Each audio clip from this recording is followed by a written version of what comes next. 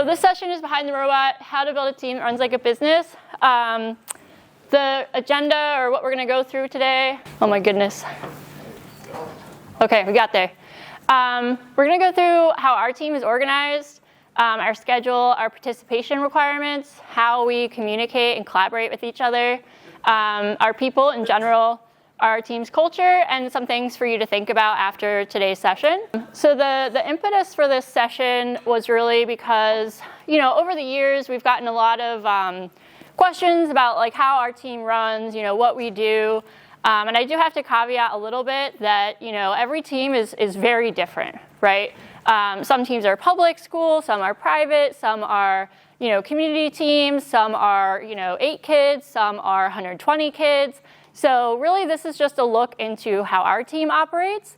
And it's not necessarily, like what you should do, but hopefully it will give you ideas and some insight into, how one team in your region works. So having difficulties with clicker. So my name is Kirsten Richardson. I'm the head coach of Team 341 Miss Daisy. I'm a 2003 Wissahickon High School graduate, and that is the school that our team is affiliated with. I earned a bachelor's in digital media arts from Canisius University, and I'm currently vice president of digital experience at a healthcare marketing company. I was also the 2009 Woody Flowers finalist in our region.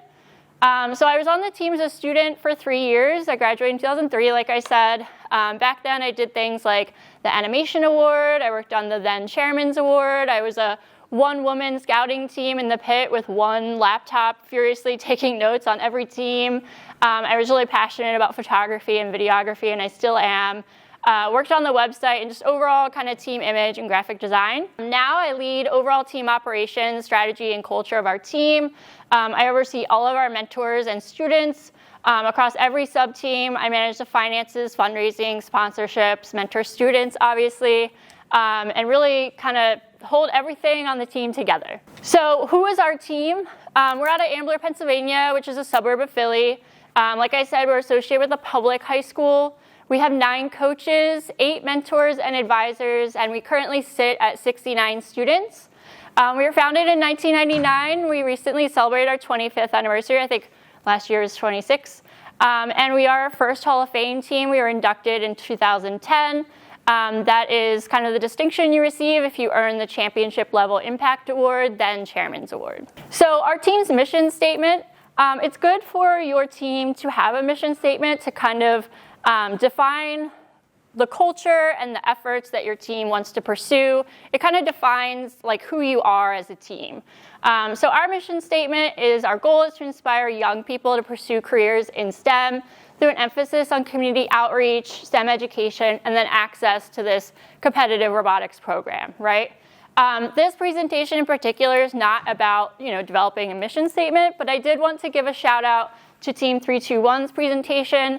They have an entire one related to building your mission and vision statement as a team, and I thought it was really helpful. I saw it at the World Championship a couple years ago.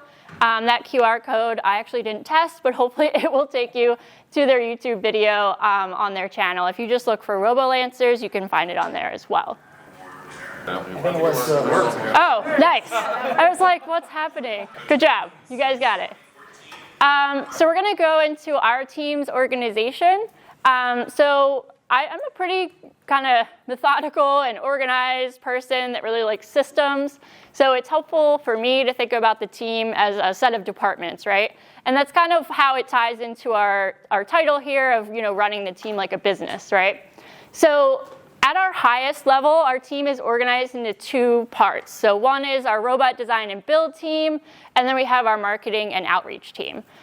Within those 2 teams, there are sub-teams. So obviously our robot design and build sub-team is our largest. That's, the most students, when they hear robotics team, they think robots they're going to be building, they're programming. That's kind of what they initially are probably joining the team for. So under this umbrella, we have our game strategy and scouting team, design and CAD. This year, we actually spun off a completely new sub-team of manufacturing. We have electrical, robot programming, and then scouting app programming. So you might be thinking, why is game strategy and scouting app programming under the robot umbrella, right?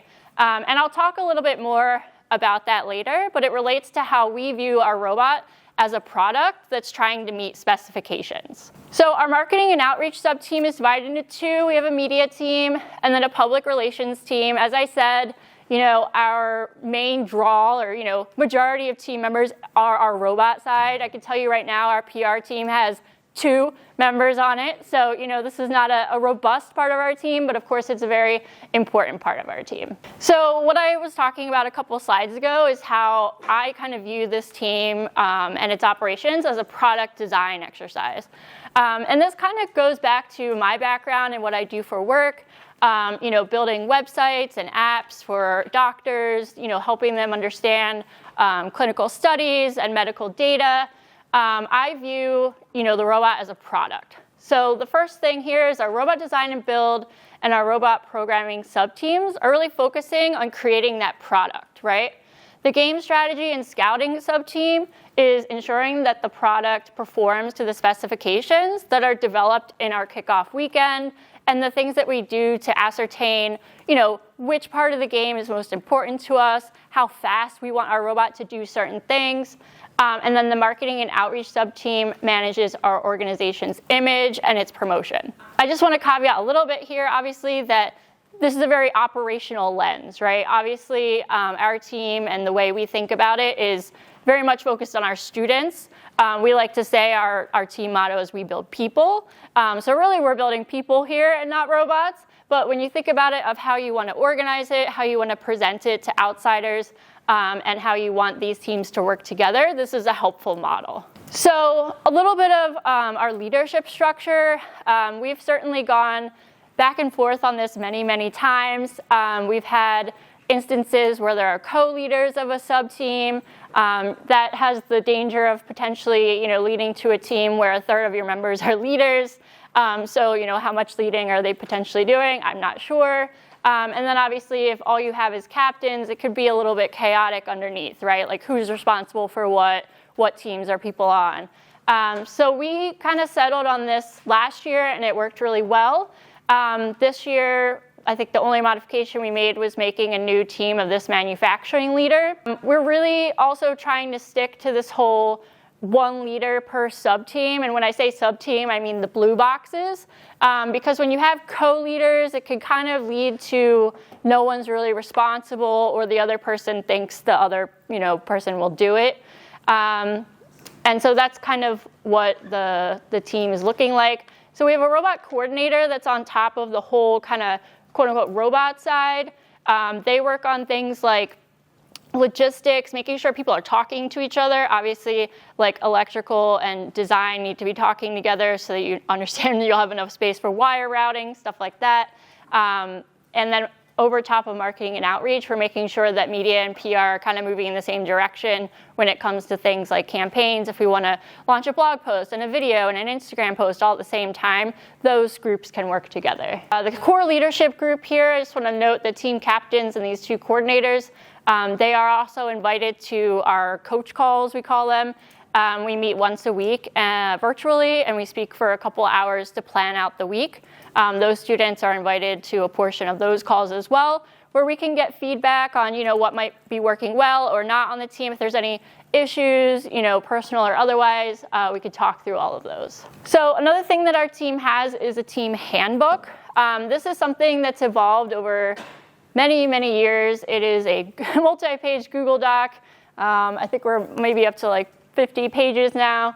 The utility for the handbook is really as your team continues to grow and kind of create policies or makes decisions about things, it's a great way to document those things so that every year you can have a consistent experience for every student. So for instance, your hour requirements, if you have that as a team requirement, documenting all of that. Little things too, little questions you might get throughout your experience as on the team. I'm part of Key Club or Interact, like can I get volunteer credit while going to a robotics event? Making those decisions and writing all of them down are really helpful to set the stage at the beginning of the year to all of your students, like what are the expectations, what is going on. And the hope here too is that as coaches, you'll get hopefully a little bit less questions from parents, right? Because everything will be documented. So the last page of this document for us, we make our parents and students sign and return to us, stating that they have read it and they agree to the policies. We also have other things in this document, like a media release. On the right here, this is probably the most interesting visually page. We talk about like what is allowed in the different rooms of our fabrication space. All sorts of little details like that are really helpful to tell everyone all at once. So we're going to move into our schedule. Does anyone have any questions on the first section there? We can do questions later too. So this is a typical year for us. I know that, teams do things very differently in terms of, what you do throughout the year. Some teams are meeting, every week, like 3 times, even in the summer. Some are taking, the summer and fall completely off. I know some teams in the area too also have restrictions on when their activities can meet. One team in our area, I think, can't even meet in the fall. So this is, again, just what we do. So September through December, we do skills training. So we are like deep in the thick of our fall training. We're about to wrap it up, which I'll talk about more later. We have 2 outreach projects, so Sparky's Robot World and STEM Sprouts. We do improvements to our Sparky's project, and then STEM Sprouts is a free evening elementary age STEM activity type thing. And we've been doing that once a week throughout the fall. We just finished that as well. We go to off-season competitions and then host Ramp Riot if you happen to come to that. January through February obviously is kickoff, heavy game strategy right away, and then robot development. In March through May, obviously we go through competitions. We improve our robot if we miss the mark. Out of the gate, we're changing different things. We have an end-of-year banquet or celebration, and then June through August we organize and clean our workspaces, which is like a continuous job when you have, like 80 or 90 people going through one space. It's a mess all the time. We do at-home learning and team improvement projects. So things like, we would really like to have rebuilt our robot cart this year, but we didn't get to it. We have rebuilt all of our Sparky's World robots in the last 2 summers, and we would like to potentially next year rebuild our pit. So things like that happen over the summer. Usually once or twice a week we would meet. So going back to the fall is such an important time period. This is when we do all of our training for both our new and returning students. I find it's very difficult to sell this in to the students because, especially for rookie kids, they come on the team, they're like, all right, we're going to build robots, we're going to compete, it's going to be awesome. And then it's like, oh no, sit in this room, we're going to talk to you for 3 hours and show you this PowerPoint about CAD, right? So it's a hard sell to tell the kids like, hey, you need to invest in yourself now because you really need to know this in January. January is not the time to learn how to open Onshape, right? So we meet Mondays, Wednesdays, and Saturdays. And then members choose their training based on their interests. So this is when our teams meet. So Mondays we have those 3 sub-teams meeting together, actually 4. And then Wednesdays we have those groups meet. On Saturdays we do a prototyping track. So we actually, I think this year we're having 6. 6 Saturdays in a row, kids will receive kind of like a presentation about a subsystem archetype on a robot. So it's like intake, serializer, shooter, that kind of thing. We just did serializer yesterday. We give a little presentation about it, we give a challenge, and then students build and prototype for the day. At the end of the day, they test and we evaluate them, and they get like a keychain for a reward if their team wins. So it does a lot of different things. It helps to break down robot subsystems to students. It helps them find things in our shop when they might not know.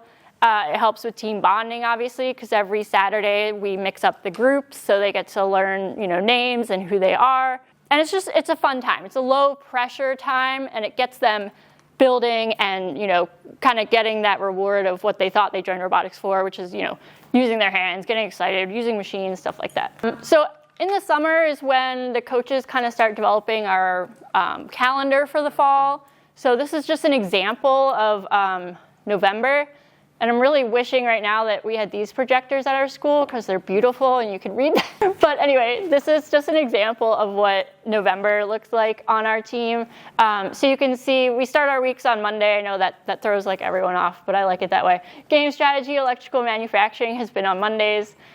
Tuesdays, we've started a new thing where we're actually doing driver practice and tryouts. We've been doing that for, I think, 2 months now on Tuesdays for 2 hours. And then, like I said, Wednesdays, we've got programming, marketing outreach, designing CAD. And then, like I was saying, that STEM Sprouts events on Thursdays and Saturdays, we have our prototyping. So like I was saying, coaches spend time in the summer making our schedule for the entire fall. We plan all this out. And then we have all of our track and curriculums that we improve each year. So what does our build season schedule look like? I know there's been chatter on some online platforms about like, oh, how many hours does your team meet? When? I think those conversations are actually always super interesting because some teams work a ton of hours, some teams work like half-hour hours, right? And it's always an exercise in trying to figure out what's most effective for your team.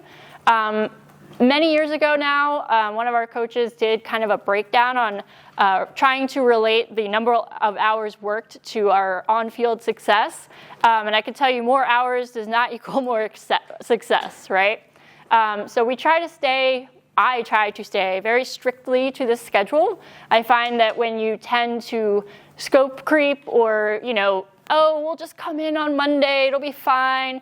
No, that wears on your coaches after a while and your students and will lead to burnout. You need to find a way to get the work done in the time you have someone be strict about that because it will put the pressure on, right?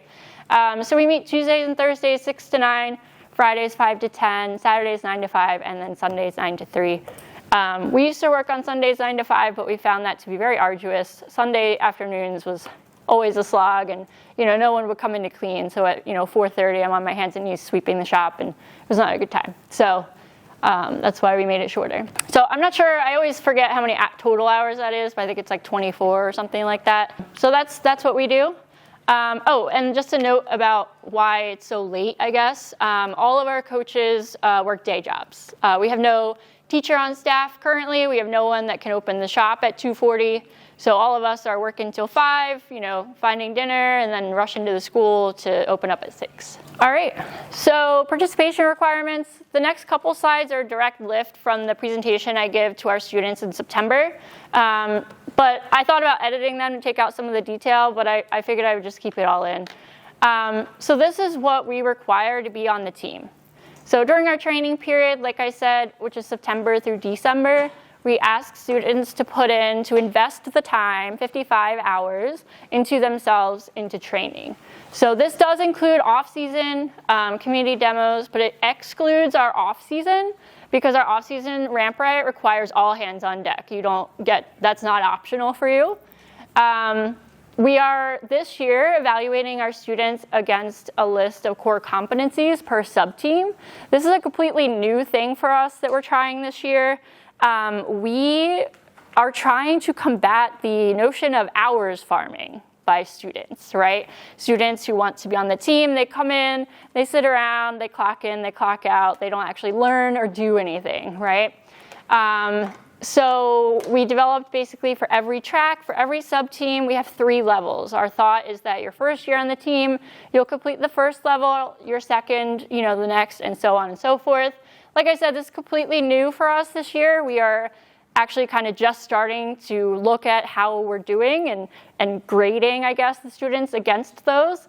We'll see how it goes. We are looking right now that we might have to cut a lot of students, and we're going to figure out if we actually want to do that or not. But our ideal team size is 55 to 65, and like I said, we're at 69. We would rather a smaller team of effective students than a large team of people sitting around. But I'm also a softie and hate cutting kids, so it's a problem. So that's what we're grappling with right now. Ramp Riot, you can see the requirements for that. We, obviously encourage people to go to off-season events. More experience at competitions, the better. We go to Girl Power, Havoc. That was in the fall anyway. We also go to Duel in the summer. And then we have community outreach requirements as well. You might be wondering what's the difference between full-time and part-time. Part-time students, they're only allowed to choose part-time if it's their first year on the team. After that, you kind of need to dedicate or not be on the team. Like you're either gonna love it or not, right? Full-time students can go to the World Championship, they can hold leadership positions, they can be on the drive team. Those are pretty much the only distinctions. So during build and comp season, January through April-ish, full-time members we ask put in an average of 12 hours a week. Obviously, if one week you put in 11, the next week you put in 13, it's not a big deal, it's just an average. And part-time is 6. And then for competitions, I always kind of like laugh/cringe that I even have to make it a requirement. Every student should want to go to the competition. That is the icing on the cupcake, right? You worked all this time, you want to go and see the result of your labor, but we have requirements for that as well. And you might be wondering, how do we keep track of all of this time? We use a fingerprint scanner. I know, it sounds so weird. It's strange, right? But it is so easy, okay? You have 70 kids on the team. We used to do paper records a long time ago. You would like sign that you came in a certain time. Obviously, those can be doctored, someone else could sign you in or out. We tried these RFID badging systems too, and then, kids would forget them. We'd like, please put them on your keys or whatever. No, that didn't work either. Well, you can't lose this, right? It's on you all the time. So that's how we do it. And they're fairly inexpensive on Amazon, and honestly, it's great. Dumps it into a spreadsheet. We have a coach that builds me a report, and we're good to go. So that's what we use. What happens when you're virtual? We do not have any virtual students. If we do, if you have virtual. Right, if we do host a virtual meeting, I screenshot the participants list like every 15 minutes, and then we build it that way. We don't have virtual meetings too often.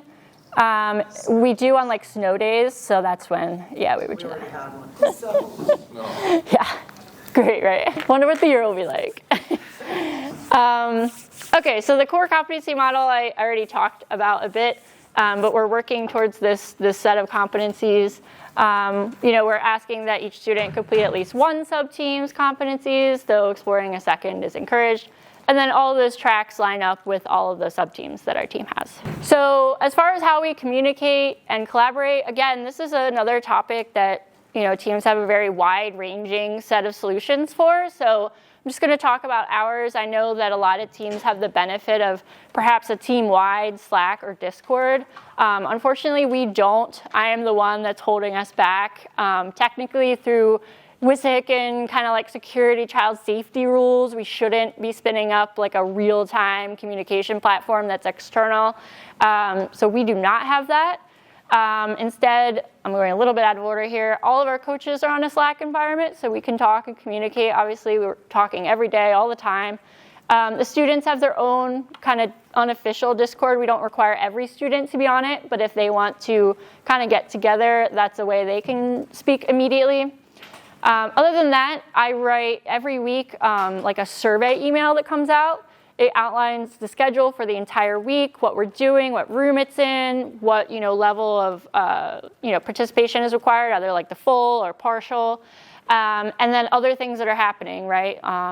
We have bowling coming up in 2 weeks. We have this competition registered, that kind of thing, and that is all powered through Google Surveys. We also have an online forum, so much like Chief Delphi, it's almost exactly like that. That one, may or may not be skirting the rules of the school, but it's fine. What I like about it is it's not as immediate, right? You're not in like a chat. You can't get like emotional about your responses potentially. And it also allows for better long form communication. So we do things like, CAD reviews. We have a coach that's, screenshotting issues and telling kids like, fix this bearing, we also do like graphic design reviews on like my side of the team. I help a lot with marketing and outreach. So that's a nice platform. We have no in-school presence during the day. Like I said, we have no teachers on our team. So having these kind of modes of communication are really helpful. And we don't use any school-provided communication platforms. That's just because we have 4 like coaches that are with the school, and they're not even willing to give us accounts to access Teams and stuff at the school. So it's like, okay, we'll just go somewhere else. So I think I already talked about the forum.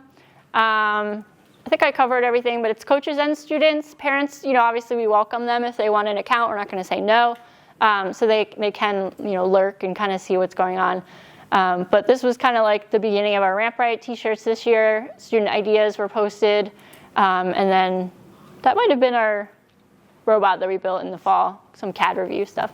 We also have a team Google Calendar. So this is where we put all of our work sessions and events, on top of having that weekly survey.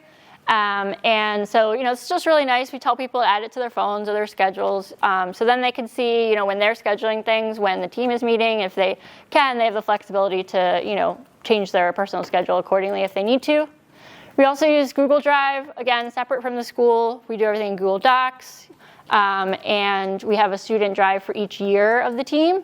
After that year is over, I set everyone to viewer mode to kind of, lock everyone out. That stays where it is, and then we start a new one. So running a robotics team isn't really about the robot for me. As I'm sure you sensed or, gleaned, I am not an engineer. I do not know how to CAD. I've just been doing this for a very long time, so I know enough to be dangerous, right?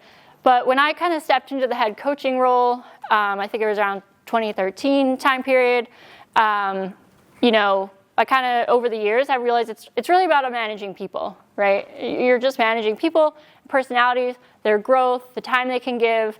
To me, it's not really about the robot, right?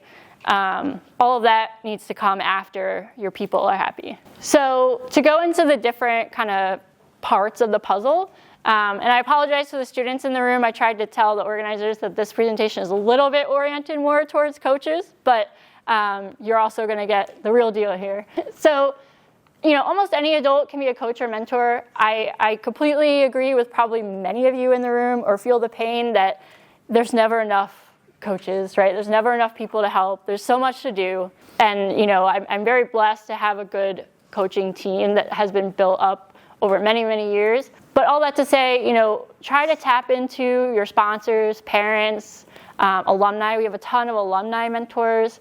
And other teams, right? And what I mean by that is, we've had people move into the area. They were on a team in Michigan. They come and move here, and then they, get in touch, or they're looking for a team. Try to scoop those people up.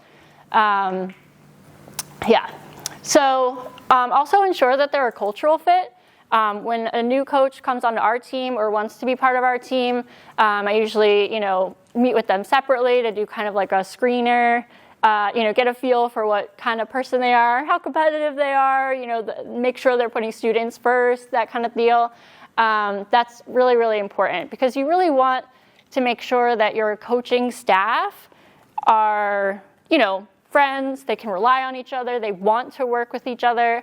Having more mentors at the expense of a really poor coach culture is not worth it. I have kicked coaches off of our team before, because they did not align with our values. They were either too competitive or, causing problems, disrespecting other coaches, stuff like that. So don't be afraid to do that.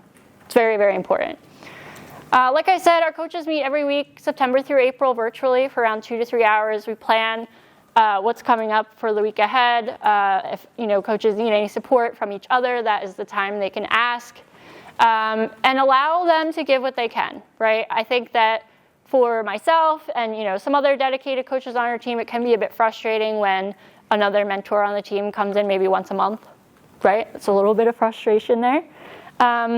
And I know I attended a session at the California Mentor Conference this year where, I think a team was saying, they had hours requirements for coaches, right? And I thought, ooh, I could do that. But then I was like, I'll take any help I can get. I don't think that's worth it for us at this time. So we try to, be understanding about what a coach can give. Coach your coaches. I don't know how many head coaches are in the room, but you need to build that relationship with your coaches where they are open to feedback, that you can coach them. I can pull any of our coaches aside and tell them something I don't like about their behavior, something I did like. I try to kind of do the same thing that I do with students, right? And that's important because I think you need to build a culture of continual learning across all people on your team, not just the students. And we're all trying to be better every day. And develop a culture of transparency, respect, and family. Our coaches, we have parties together, we watch Super Bowl together, all that kind of stuff. It's really important to trust each other and really like hanging out with each other, or it doesn't really work, right? Another thing I wanted to point out is that I know when I gave this talk at Ramp Riot, there was a question about, what am I saying when I mean coach versus mentor? And honestly, I'm kind of using them synonymously right now, but First did come out with definitions as well this year as it relates to the portal. And I found that document to be a little bit helpful in understanding, how First views these different categories of people. So if you search for First team roles or coach definitions on the First website, there's a PDF with this information on it that might help clear some stuff up for you. As far as your team's parents, ask them for help. Our parents provide team meals for us on the weekends. They tow our trailer and move our equipment. They construct our field parts, help us run events, and they also can do things like request company match. When they donate $100 to the team, their company might match it, and suddenly that $100 becomes $200. That can be really helpful. And the more you get them involved, the more buy-in you have, right? As coaches, obviously, it also increases the amount of people you have to manage. And there are, at times, difficult parents that will come across your path. But overall, the net here is very positive. So try to get them involved and make them have some responsibility as well, right? We're not running a babysitting service here. So have them, try to contribute. As far as students go, the more team disciplines that your team has, the higher chance of a student fit. Obviously, when a student joins our team, they could be interested in the robot and then suddenly realize that they actually just, want to take pictures, and that's perfectly fine. Recognize the 4-year cycle. It's, sometimes from a coaching perspective, it can be a bit frustrating. You teach the same thing year after year after year, and it's why am I doing this all the time? And it's well, you just have to grapple with the fact that every year your team's level of knowledge will be different, your culture will be different, it's a different makeup of kids, and you have to teach the same things over and over again because they graduate and they leave you, and that's fine. That's just what happens. Get to know each of your students as an individual. This is something I'm really honing in on this year. Obviously, with 70 students, it's pretty difficult, but it's the most rewarding, in my opinion. I mean, obviously, I'm very excited to organize things and make spreadsheets, but I really want to know who these people are on my team. So, definitely wanted to emphasize that point. And be aware of special situations, right? It's really tough. Sometimes you don't know the background of what students are going through at home. So, for example, if a student shows up to an event, they're not wearing their team shirt, you're like, why are you not wearing your team shirt? This is such a basic requirement. And then you come to realize, their shirt is at their other parent's house, right? And their parents are divorced. So you have to be aware of those kinds of things, and that also kind of goes hand in hand with knowing your students as individuals, right? The more you understand about them, the better you can make their experience on your team. And address behavior you don't want right away. This is something I've also learned over the years in my experiences as head coach. When you see a behavior you don't like and you let it fester, or you bring it up a week later after you confer, what should we do about this? No, just face it head on. I know it can be tough and awkward, but pull that student right away with another coach, and tell them what was not appropriate or what you didn't like. So you can just tackle it right away. No need for it to fester, no need to kind of bring it up later. That's one thing that, I try to do.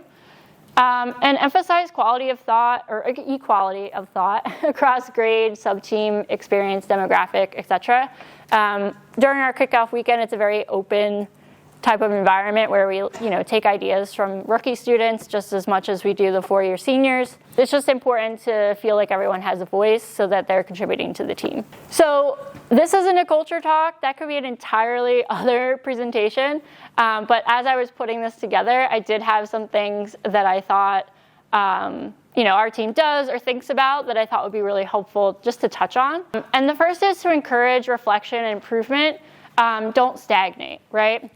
And I think I touched on this earlier, just how, our team including our adults, have a continual need to learn and be better and become more efficient, or that kind of thing. So this past year, we really honed in on our goal setting, both culturally and on the robot side. And then throughout the season, we were kind of marking off the goals that we achieved. We were evaluating, did we miss the mark? Did we achieve them? And then at the end of the year, I put together this report, and I posted it on to Chief Delphi. For those of you who know Sean Stevens on our team, he started a thread. We release our CAD code and design binder, all that kind of stuff each year. So we released it on Chief Delphi, and I put this together to kind of illustrate where we wanted to be and where we landed at the end of the year, to show people what we were, what we had set. And last year was potentially an outlier. We had a very successful year, and this coming year we've set different expectations because we have, again, a different set of students, right? So I would encourage you to look that up. We set our culture and team goals, I think, in October. Once we had the team kind of settled together, we're going to be setting our robot goals in 2 weeks. The reason we don't do that until December is that's when our training is done, right? So we can take a better look at who we are as a team, who knows what level everyone's reached after training, and really decide, what we think is achievable robot-wise. As far as our culture team goals, some of these are serious, some are not. But you have kind of the usual type of things of trying to make sure everyone's included. There's a good balance of work. Apparently they want to ice bucket one of the coaches. I hope that's not me. Stuff like that. And so that's just a sample. The one thing I haven't nailed, and if anyone has any ideas on this, I would certainly appreciate it. I do not know how to measure these. The robot ones are very easy, right? Okay, did we win this many match? This one's a bit tough, but I think it's still important to set them and reflect. So things to think about for your team, going back to the beginning, think about your team's mission, what are your departments, how's your team structured, and your leadership. Are your policies documented anywhere that people can find them if they're confused? Are your expectations clear for everyone on your team? How do you communicate? How do you work collaboratively? And what are your goals for this year? I'm sorry, I hope that you got something out of this presentation. It's not very prescriptive. It's not like go home, do this. But it's really meant to kind of be like a thought starter. There's more from our team later today, actually, in this room. At least, the last 3 are in this room. At 11, we have Sean Stevens, I mentioned earlier. He's doing a panel discussion with Metal Moose and Stipulse in 116. And then in the afternoon, it's kind of like Daisy all day. We're in this room all day. Sean will be talking about strategy, creating a build system as well for your robot. And then Kara there will be talking about robot design binder, or how we document our robot process as the last session of the day. Be kind to her. I'm sure you'll all be tired if you come to that. And then this is just my information. If you have any questions at all, certainly please feel free to reach out. And if I don't respond, please reach out again. And those are all of our social media things as well. So thank you so much for your time and for coming today.